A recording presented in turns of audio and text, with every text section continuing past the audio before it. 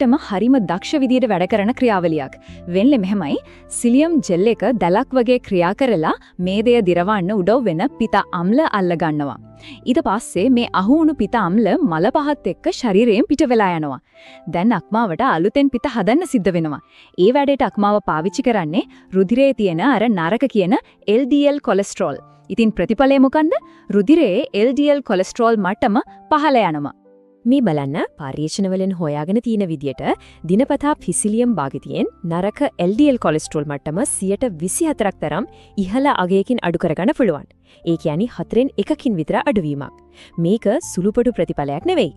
ඒ විතරක් නෙවෙයි දෙවන වර්ගයේ දියවැඩියාව තියෙන රෝගීන් යොදාගෙන කරපු පරීක්ෂණයකින් පෙන්눔 කරලා තියෙනවා උදෑසන निराහාරව ඉද්දිමනින රුධිර සීනි මට්ටම සාමාන්‍යයෙන් 44 mg/dl අඩු කරන්න පිසිලියම් වලට පුරාම් කියලා.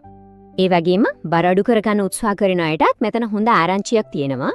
පරීක්ෂණ ගණනාවක් එකතු කරලා කරපු විශ්ලේෂණයකින් හොයාගෙන තියෙනවා සිලියම් භාවිතයෙන් සාමාන්‍යයෙන් බර කිලෝග්‍රෑම් 2.1ක අඩුවීමක් බලාපොරොත්තු වෙන්න පුළුවන්